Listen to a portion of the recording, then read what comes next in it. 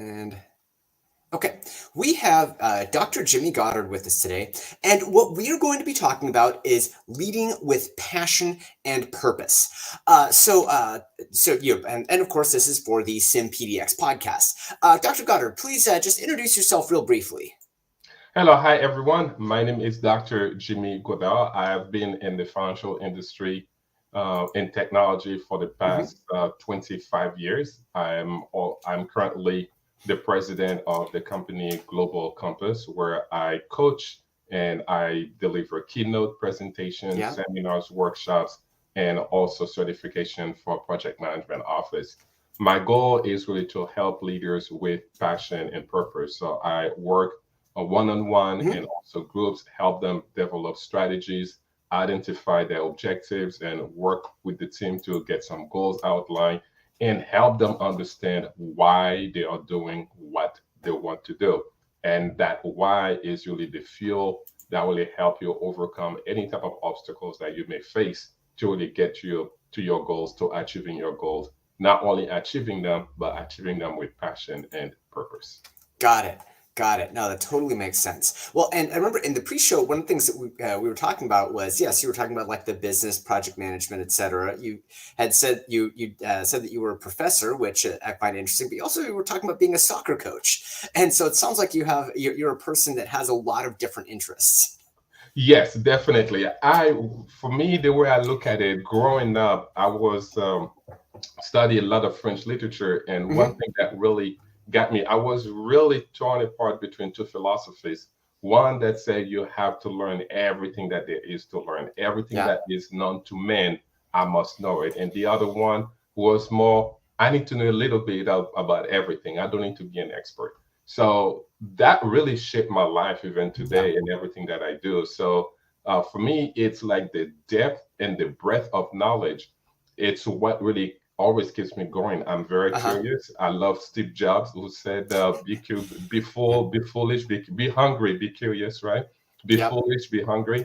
And I really use that motto in everything that I do, whether it is my own organization that I lead, doing research constantly, and you have that synergy and all those elements, whether it is I'm doing the research from a scholarly perspective to really identify new Hmm. trends, methodologies, new frameworks. I bring that into my practice, into my day-to-day activities and work and colleagues that I deal Yeah. with, and that allow me to get that understanding so I can be a thought leader to really give back not only to the community, to my colleagues, friends, and so forth, and also to my family. And I also love soccer. I coach soccer and I do, my goodness, I love researching. For me, the thing about soccer, as we just finished the last World Cup, Yeah. congratulations, Messi. Right. I was not too happy. I wanted Messi to win, but I'll stop right there.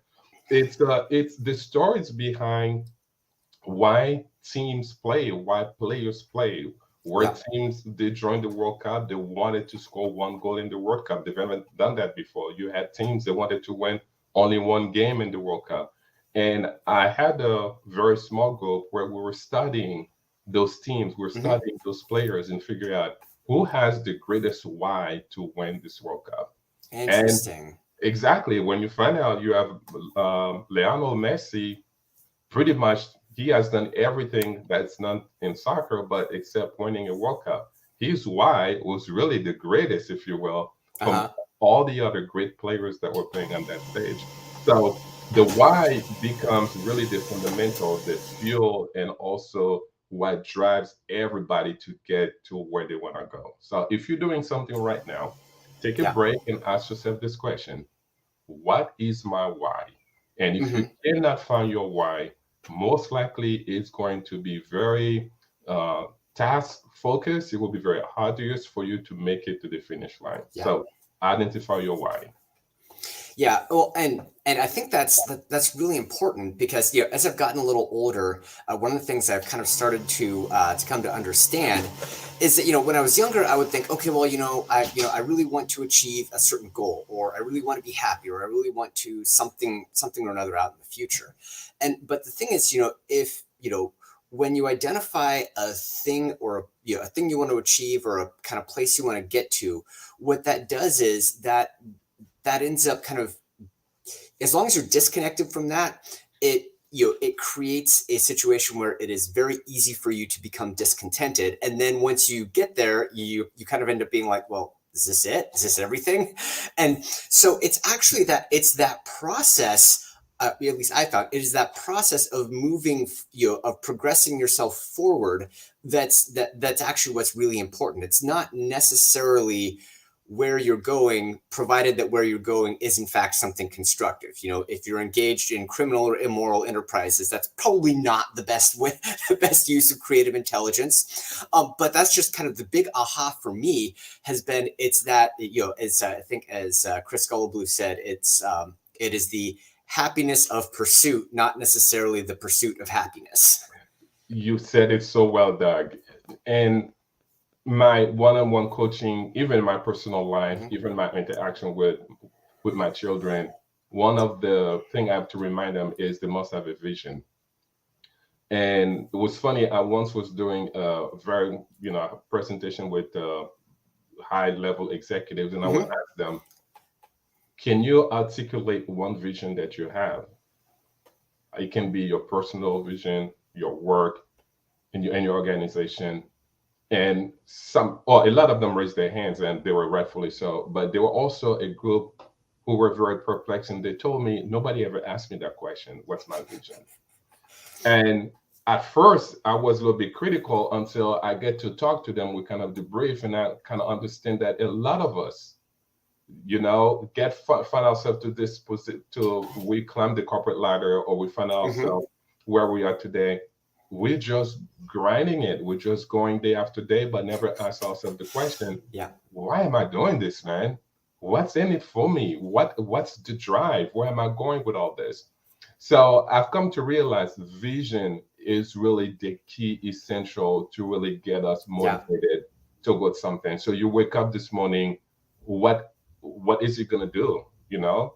Everything that you do and everything that I just mentioned about myself, if we get to talk more, you'll find out they all are interconnected towards a main vision, whether it is in my business where I really want to give back, and the name of my company, Global Compass, where I go around the world, help leaders to embrace the good notion of leadership, that you have to support people, you have to help people be transformative, not beat people over the head, right? Whether it is in my career, whether it is in the nonprofit organization that I lead, everything has a vision. And for me, what's so critical about vision, Doug, my vision is not your vision, right? Therefore, it's funny how sometimes people will come to you and they'll tell you, you will never be able to achieve this. You will never be able to do that. And they're correct, because that's not their vision. So if it's not your vision, how do you know I cannot do it? Because that's what gives me provision to get to my vision. You don't have that provision. You don't have the stamina. You don't have my why. You don't have my strength. So yes, you're right. I cannot do it from your perspective. But knowing where I want to go, knowing why I want to go there, that's going to give me the provision to reach my vision. And for me, that is essential to everything. Yeah, well, exactly. I mean, and the other thing that you mentioned that I just wanted to touch on, at least that I've kind of noticed or I've felt, is that, being right about somebody else not being able to do something, I go, okay, yeah, maybe it feels, maybe it feels a little validating, but ultimately, it's not really, or it shouldn't be about being right. It's about, what are you doing that's meaningful? And how can you do things that are more meaningful? At least that's kind of one of the things that I've that I've come to see is, because of course, when I was younger, like a lot of people, I'm a good Gen Xer. So of course, I was raised to, that it's really, really important to, to work hard at school, to get a good job, save for retirement, all that kind of stuff. Then 2008 happened and I started re-examining all of that. But the thing that I kind of kept thinking about was that, there was some reading I was doing a little while ago about how pretty much almost irregardless of the size of a financial I guess you would say, what is, financial trust, whatever, financial inheritance that's passed on from one generation to the next. Within 3 generations, it's all gone. Doesn't matter. I mean, no, actually, no, not even the Vanderbilts. The Vanderbilts have managed to blow it all in 3 generations. I think the Rothschilds managed to hold on to their money, but that's mostly because they run the European banking cartel. But anyway, the point is that a lot of us are like really upset, or we're really obsessed about trying to generate a whole bunch of financial assets so that we could secure a legacy. But when you think about it, that's not what does it. What secures a legacy is the people. Well, I think children. It's like, if you raise healthy, emotionally healthy, balanced, productive children, and then the other thing is if you meaningfully help people. Those are the only things that are really going to create any kind of legacy that will live longer than you do, because especially in like the current social media world, 2 weeks after you pass away, everybody will have forgotten you existed, because there will be some other shiny object that catches their attention, and they'll be paying attention to something different. And I think the point is not to be a nihilist, but just be real about what it is. Now, yes, you have nothing really add to that. You've said it very well. As a matter of fact, I was taking my son to soccer practice, and I was talking to him. We always kind of talk in the car, and also with my daughter. And she's in Chicago. She's going to school, and of course, she's meeting new people, and some of them very affluent. And then she's talking to me about, I believe they have a new term called Nepo child. Is like your parents rich, all of a sudden you inherit. Okay, yeah. What was the term? I haven't heard this. I believe it's Nepo baby or Nepo child. I think it's a Nepo child or something like that. Nepo child. Okay. I think it comes from this whole notion of nepotism, right? So you inherit your family's legacy, your family's wealth. And I was talking to her about this, and both of them, and I was telling them, there is this notion, people say that money doesn't bring happiness. I'm like, that is so true once you have money. Yes. Well, because there's a certain amount of financial resources that you do need in order to kind of be able to finance what I would say is, I don't want to say a decent life, because that implies judgment, but in order to basically, kind of finance your life. But there's, but of course, what ends up happening, right, is that, as in a lot of cases, what will happen is people, they'll start accumulating more financial resources, and they'll start making their life more complicated. So now you have a home, you get a bigger home, now you have a big yard to take care of, or you get a second home.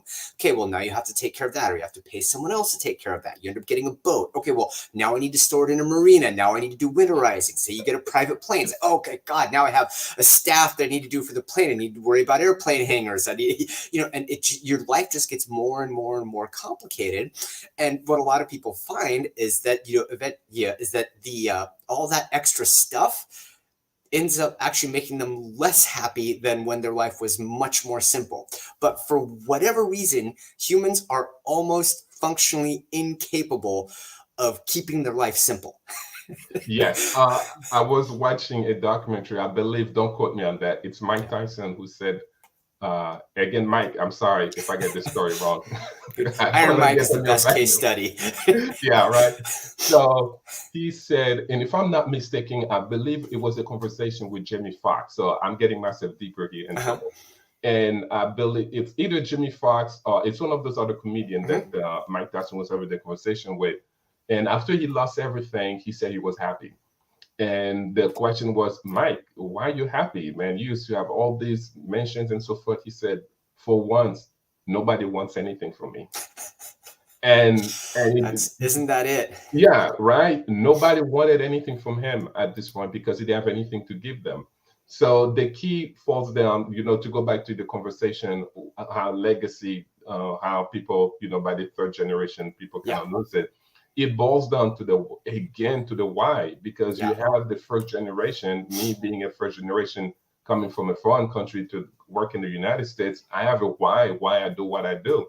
Now the question is, or the challenge is, it's the ability for me to pass that why onto my children, or for them to have a bigger why, a bigger vision. If they do not understand what they have, they won't take care of it. And if they do not take care of it, they will end up losing it. And this happens to every single one of us, which is why the whole notion of being of gratitude is so important. Be grateful for what we have, when we have it, at the time we have it, in the moment that we are, because today is really a present, right? If we are grateful with what we have, hopefully we will know what we have, we will take care of it, and we will not lose it. But when you have, to your point, you get all those wealth, you amass them, and you don't Yep. have a vision where you're taking them, you don't have a vision why you're here with all that, you're not going to take care of it, and then you're going to end up Yeah. losing it, and your life gets so complicated, and you lose the whole reason why we're here, which is to make life better Yeah. the way we found it. So if it's all about ourselves, Mhm. right? If it's all about accumulating wealth, accumulate this and that, then when are you going to take the time to enjoy it? And Yeah. hopefully your children and your children's children will appreciate your hard work, and they will manage it very well and take good care of it. Or at least you can say, I planted a tree that provides shadow to the next generation. Yes, yeah, exactly. And well, and I think that's a really good frame too, is, you have to say, okay, am I, you know, you know, can I do I meaningfully feel that I left the world better than I found it? Or that there was a net positive impact by me being here. And I think the thing is that's a little bit of a grounding philosophy, because when you ask that, it's like, okay, well, I'm not so sure. I'm not always so sure. And the point isn't to make you feel guilty. The point is to say, okay, let's make the world better than you found it. Exactly. But that should be a challenging question to all leaders listening to this. Yeah. What have you done lately for somebody else? For me, one thing that I do on a weekly basis, I try to send a thank you notes to some Mhm. of my colleagues. Because if you think about it, when you Yeah. reach a certain level of in leadership, you don't do anything.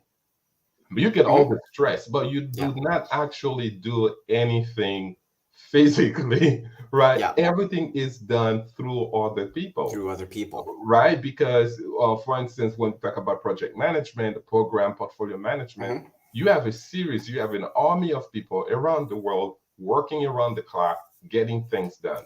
Yes, you come up with the vision, you come up with the strategy with the core team to try to implement, but most of the things that get done, Uh-huh.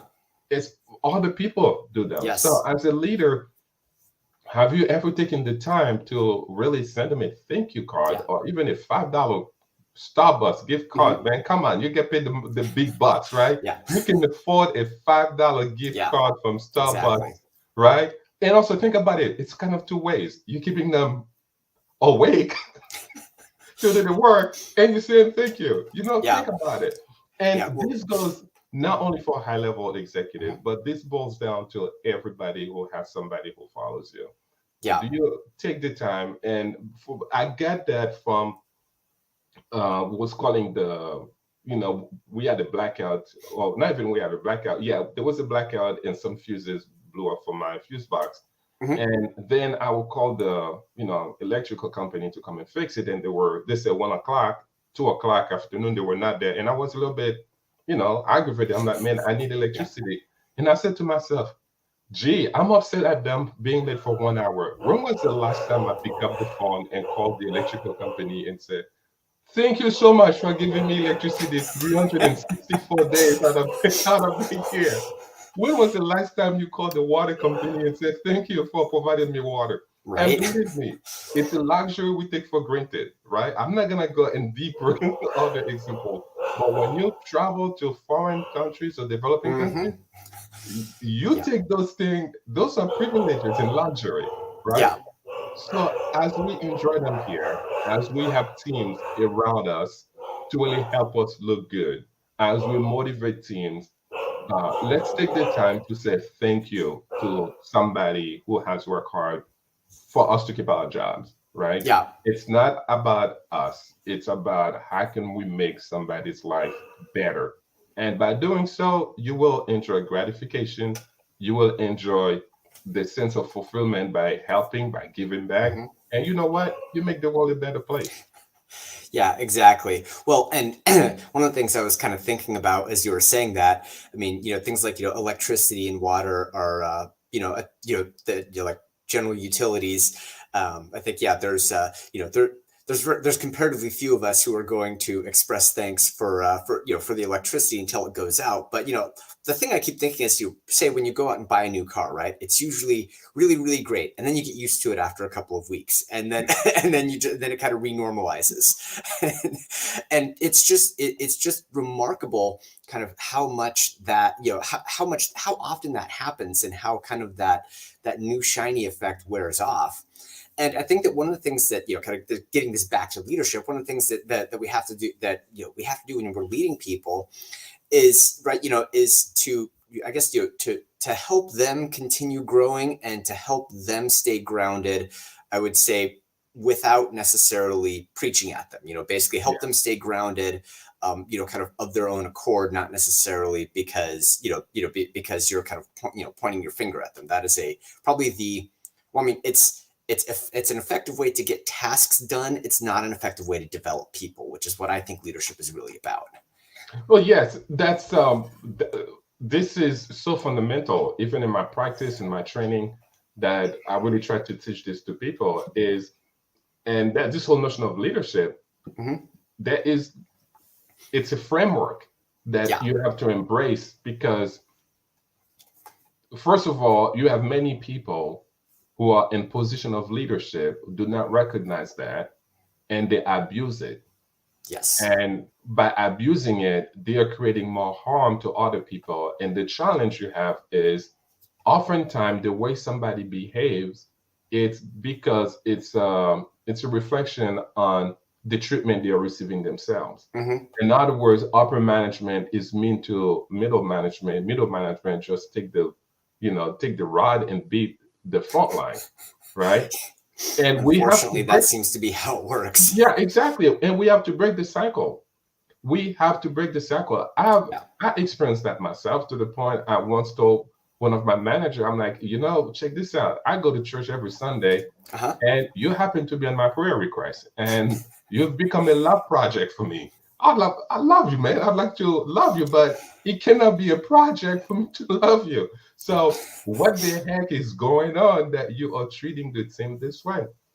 And I've come to realize, it was, top down. But I want to challenge everyone who's listening to this, is this whole notion of, because it's tough on me and I have to be tough on you. We have to break that cycle. First and foremost, as leader, we have to have a vision where we are leading our team. That's number one. Yeah. Second, we have to come around and be servant leadership, practice servant leadership. How can I help you today get your work done faster, and then you can go do your own thing?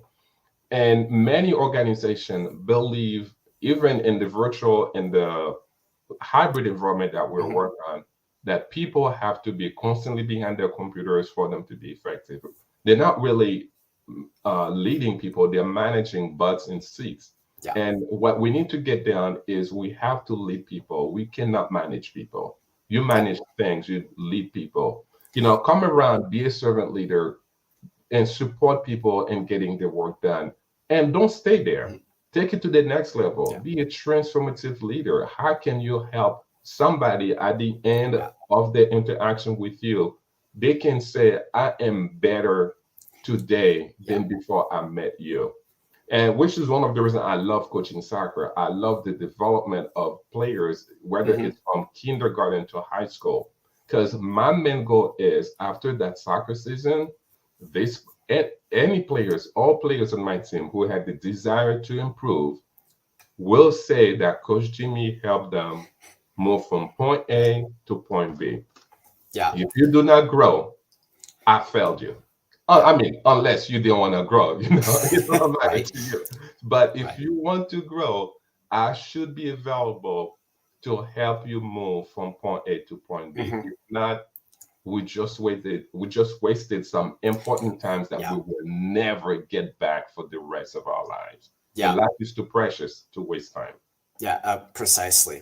Well, because there was one of the things you said a little bit ago that I kind of wanted to come back to, or that I was thinking. You were talking about, when you're leading projects, how you have, people, all around the world, working all around the clock, getting things done. And I thought, well, I've been a part of enough projects to know that just because you have people all around the world working all around the clock, that doesn't necessarily mean that anything's getting done, because you would be shocked at how easy it is to have a lot of motion but no progress. And I think Definitely. that's one of that to me is the trap that you're talking about, is that, if you evaluate how effective your team is by how busy everybody is, then what will inevitably happen is that you'll be tracking how busy people are, not necessarily what is effectively being done. Because one effective thing that's done in 2 hours is can be more important, and usually is more important than 10 hours of busy work. But of course, what people track is, are they online? Are they on their seat? How fast do they get back to emails? A lot of the things that people, kind of use to gauge effectiveness is basically busy work trackers. That doesn't necessarily tell you how effective people are. You're absolutely correct, Doug. As a matter of fact, I was reading a research and also led a group study on this. It was the notion that during the pandemic, studies have revealed that companies have been more productive than ever. Uh-huh. Right? More productive than ever. So then there is this push that for people to go back into the office. Now there are a lot of supporting arguments for people to work in the office. I'm not going to. It's not the purpose of this discussion to argue that. What I want to highlight is people working from home are more productive, and companies want people to go back to the office. They must ask the question, which group of people must be in the office? There's some work you have to be in the office to do it. You have to be, there's the creativity there, and so on and so forth. Yeah. But what I discovered, there were a lot of companies that, or one type of software that gets sold the most was monitoring software, because companies wanted to monitor that the employees were at their desk. Even before the pandemic, some companies even installed provided their employees key card to even go to the bathroom. So when they go to the bathroom, they have to swipe in and they monitor how much time a person in the bathroom. So to support your argument, this notion of being busy does not really mean you are delivering outcomes, that you're providing results. So my question to some of during the study was, what is more important during an 8 hours time frame? Is it an employee doing their work efficiently in 4 hours, and they have 4 hours they can do whatever else they want, right? They can do their reading, do their training, even take care to their own family, because they've done your 8 hours work in 4 hours. Or somebody spending 8 hours at their desk looking at the screen for 8 hours and they deliver 2 hours worth of work. Which one is more efficient?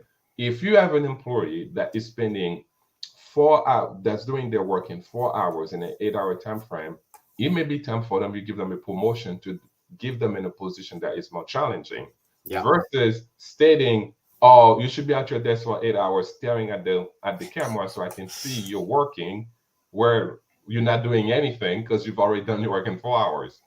Or me hiring somebody who's not capable of doing the work, they spend 4 hours figuring out how to do the work and the other 4 hours to do the work, and I'm calling that productivity. Well, and because a different way that I think about the same phenomenon is, almost all the studies I've read have shown that I think it's somewhere between about 20 and 30 something percent of work time is actually productive time. Whereas other time is either the busy work is kind of is cross coordinating, things that like don't meaningfully move the needle. On the one hand, you would say, oh well, that's kind of disturbing, just because people aren't nearly as productive as they would otherwise think. On the other hand, you'd say, okay, if you have, say, an 8 hour day and the numbers say that only 2 of that is really productive, you only need to get that productivity up by 30 minutes, that real productive time up by 30 minutes, and you've just increased real productivity by 25%. You don't have to increase real productivity that much in order for it to be a very meaningful difference. And I think that to me is the big thing to think is to take out of it, is that real productive work is much lower than most of us want to think. And so what that means is you don't have to move the needle all that much for the difference to be very, very material. Exactly. And me, what I do, I go back to my why and let people and set rules and set goals, not rules, Yeah. set goals and objective for the team. Explain to them why they're doing it. And I've Hmm. discovered, and in a lot of instances, when somebody knows why they are doing Yeah. something, they do it out of volition, and you get more of their creativity into it when they're doing it. So it's not, I don't need to tell you, Doug, prescribe to you what I need you to do. All I need you to, all I need to do is tell you, this is where we're going. This is what I want us to achieve. Now go for it and make it happen. Be Right. creative. Find a way to Yeah. do it. If you start, come back to me. But if you find yourself telling somebody, prescribing to somebody what they need to do, then you're not really leading them, right? Yeah. You're becoming a teacher telling them, hey, do this, do this. It's not a way to work, because your time is being consumed and walking this person through that journey versus you supporting the person, coaching the person, mentor the person, Hmm. for the person to really be very, very, very creative. Yeah. Yeah, exactly. Well, and I think, yeah, that why, I think that the why really ties in with, I think, helping to develop people. I Yeah. mean, because, and it sounds like we're in, definite agreement here that as the really meaningful thing you do as a leader is to develop people so that their capacity to be, to be genuinely productive and, increases, that goes up. Because, of course, when you do that, what you end up doing is you will systematically make the team better, not just grind out a certain amount of output over and over again. And I think, to me, that's what leadership is really about. That's the way it should be. Yeah. All right, outstanding. Well, hey, this has been an amazing conversation. Let everybody know. Well, actually, before we get to let everybody know how they can get a hold of you, is there a question that I should have asked but I didn't? That's one of the things I like to end with, because I'd like to try to see if there's any blind spots that I'm missing here. My Is there a question? So, at least for me, in terms of no, I would say that you pretty much covered everything. Okay. My goodness, there's so many different uh, areas of my life that keeps me going. Hmm. So, I think probably the question, Jimmy, what gets you excited when you wake up in the morning? Got That's it. probably it. And the answer for that for me would be the unknown. I Uh, am fascinated by the unknown. I am yep. fascinated, and probably that's why research is one of my favorite. That's my comfort zone. Hmm. I am fascinated because, not to repeat this notion that many of you should be familiar with. The more I know how much I do not know. Right. So it is really a fascinating area. Even during the pandemic, I learned how to cook. I learned photography, videography, because the more I just wanted to create a little video. The Uh-huh. next thing I know, I had to learn about light. I had to learn about Editing. aperture. I have to learn about speed. I'm like, holy moly! All I want is the camera to point and shoot. So Yeah. for me, when I wake up in the morning, is that I always like to create my agenda. I know for the month, for the week, probably for the day, what I want to achieve, to your point, Hmm. in terms of outcomes. But it is amazing. The journey is not a straight line, right? The journey Yeah. is up and down. Things Yes. are, I think that's easy, become complicated. Things that are complicated all of a sudden become easy. And I always tell people that try not to worry, because you will be surprised. The things you worry about Hmm. end up do not come to fruition. Yeah. My Well. question to the Yeah. audience will be, as we end, ask yourself this question: if you're in a position of leadership, if why should somebody follow you? Yeah. Ask yourself that question. And if you were somebody else, would you follow yourself? And if the answer is yes, that's amazing. If the answer is no, then today is the time that you need to stop, do some retrospect, and figure out, why should I be in this position, and what can I do so Hmm. that others can freely follow me instead of me beating them over the head. Got it. Got it. Yeah. No, that completely and totally makes sense. Is, yeah, to ask, yeah, why should people be following me? if I can't answer that question, to continue to continue kind of unpacking that until I have a really meaningful answer. And because one of the other things I was thinking too, from what you were just saying, is things are simple and complicated. What I found is that when you start something out, usually things get complicated really fast, and then it takes skill to turn that complexity back into something that's fairly simple, because like if you start simple and never get complicated, usually you only do simple things.